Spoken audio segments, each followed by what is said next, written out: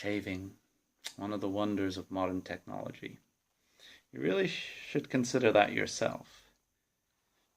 Okay. I mean, what are you complaining about? I got us some much better digs than before. We're shaved, clean, tolerably smelly. We can actually eat decent food again.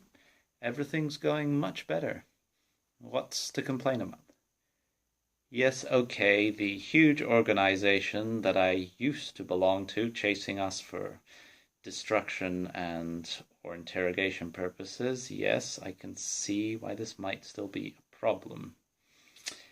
Okay, what have I been working on?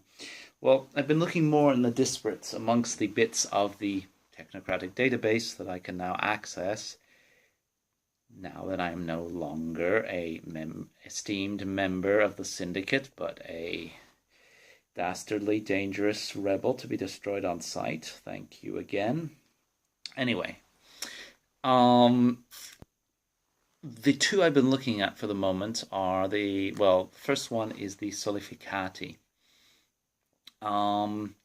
They got a sort of simple history. They used to be part of the Technocracy, then they joined the tradition, so then they betrayed them and were kicked out, then they splintered again and a bit rejoined the tradition, and then they were experimenting with drugs. Actually, maybe that's not quite so simple a history. But let's go back. There are actually three Solificati groups, or children of knowledge. They were alchemists originally. And in the 15th century, I have to say I have a huge admiration for alchemists. They were trying to change things, trying to understand the world. And yes, I have great admirations for them in the 15th century. Since then, the decent ones have become chemists. We've discovered the scientific method.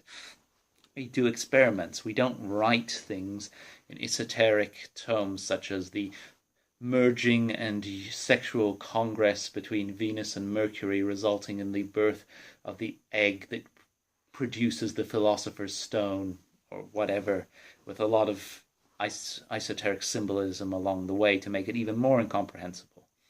That's what the alchemists were. That's what the Solificati were. And then, realizing that there's a limitation, that basically they weren't going anywhere in their eternal quest to discover immortality, perfect the soul, get huge amounts of gold, they did the reasonable thing, and joined the Order of Reason. And then they left. Apparently, esoteric symbolism about Mercury making love to Venus is something that they wanted, rather than the truth. They joined the traditions, and then there was something really odd, some sort of huge betrayal, and they were kicked out. Something about Hillel, some guy called Hillel. Don't know anything more. This, at my level of clearance that I currently have, couldn't get anything more out of it. But they betrayed the traditions to the Technocracy, and, it was the Order of Reason, then became the Technocratic Union, still technically the Technocratic Unit, but everyone calls it the Technocracy. Anyway, they betrayed the traditions to us, which is a reasonable thing to do, and we didn't finish the job properly. So, at least this is what I can read in the database. I don't know why we didn't finish the job. I don't know exactly our role, but they were kicked out of the traditions and seemingly vanished, even from our database, which obviously they didn't because they resurfaced later on, middle of the 20th century. Beginning of the 20th century, we trace back some records, there's still the fussy alchemists with their eggs, their crucibles, and their complete inability to learn proper chemistry. But then LSD was discovered. And now I've tried it myself. It really expands your consciousness, your mind. You see reality in a completely different way. It allows you inspiration. And then you get out of that and you use that inspiration for proper scientific purposes. Except the children of knowledge, the Solificati, didn't. They thought that they could use LSD itself to transform the world, not just their own mental states. So basically, a big bunch of them went down this route, took the drugs, developed even more mind expanding drugs, did sort of monotonous rituals in which the drumming would also put them in an altered state of consciousness. That's the kind of stuff that they do today. They want to transform the world by transforming the mental states of themselves and all around them. Now, they're not just hippies or sort of tribal tourists or whatever, or drug addicts. They also got some half-decent researchers in universities and things like that, apparently. And a group of them really didn't like this. I imagine they were the older, the more fussy ones, the ones who were still trying to interpret these incomprehensible texts for the 100th time to figure out what this metaphor actually means. Doesn't mean anything. Clue there. But anyway, they were the old, musty gowns, addled by the fumes of mercury, and they said, no, we're not having all this freedom or mental insanity. They were reasonable. We're going to go and join the Order of Hermes. They were crazy. So what happens now with the Solificati is that we've got a bunch of them in the Technocracy. They mainly just do decent, honest chemistry with some old rituals or hazing traditions. We've got a bunch of them in the Order of Hermes, so amongst the traditions, and the majority of them are basically drug-addled, mind-expanding bunch across the world. Can we use them for... No. I do not think we can trust them. There are three groups. When a group splinters into three like that, and each group claims that they really hate the values of the other one, and yet there is no record of much conflict between them, I don't trust them. I think these three groups stay in contact. Or I think that if we go to the Solificati today, the first thing that they're going to do is tell their colleagues in the Technocracy or in the traditions. I have no idea which would be worse at this point. So, yeah, no. Other options. Well, have you ever seen the movie Aladdin? The jinns and the flying carpets and all the jewels and stuff like that. Well, the Taftâni are nothing at all like that, except they kind of are. I mean, the stereotypes have to start somewhere.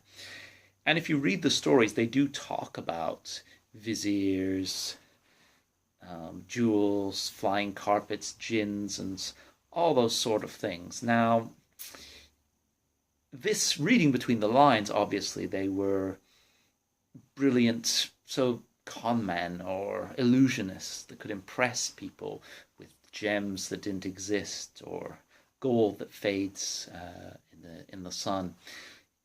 But yeah, there is something there. Okay, traditionally there were nomads, musicians, entertainers who could produce apparent acts of magic that are...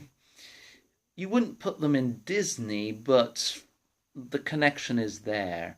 They have the mystical aspect, the 1001 Nights, basically. Not the 1001 Nights translation, which is somewhat interesting. So it's all the stories put them as closer to our interpretation of this sort of Arabic culture than to what the real Arabic culture was. But in any case, they're still around. They deal with paradox, apparently, quite well. Paradox, as you know, is an intrinsic scientific force in reality that corrects certain flaws of interaction with reality. But they're quite strong on it, and sorry, they seem to be relatively immune to it, even if they sort of seem to be doing miracles, which reinforces my thing. They're flamboyant, they're aggressive, they're show-offs. I think they're illusionists. That's the only explanation that really fits. This explains why Paradox doesn't touch it. They're not performing any sort of enlightened science or miracles or whatever you want to call it.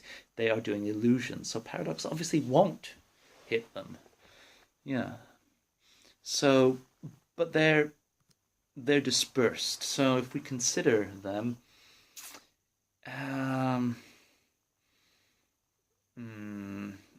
well,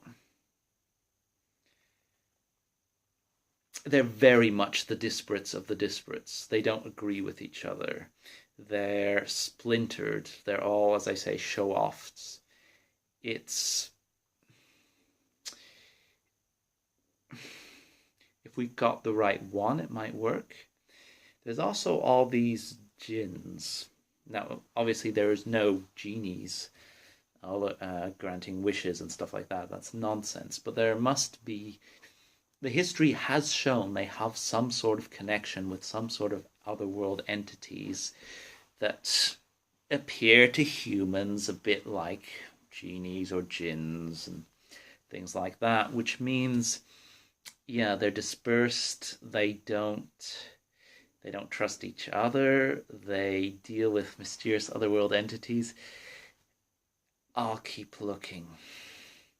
Yeah, now, obviously, if I ask for my phone back, you're not going to give it to me because you're using it to maintain my loyalty to you, which is not necessary, as I keep on explaining. You've reprogrammed me once. But in any case, I was wondering if I could just have some sort of phone or device in order to, well, basically do my research, get some contact with the world, and I can. Oh, well, thank you. You're giving me a, yeah, external hard drive. Thanks. Really great.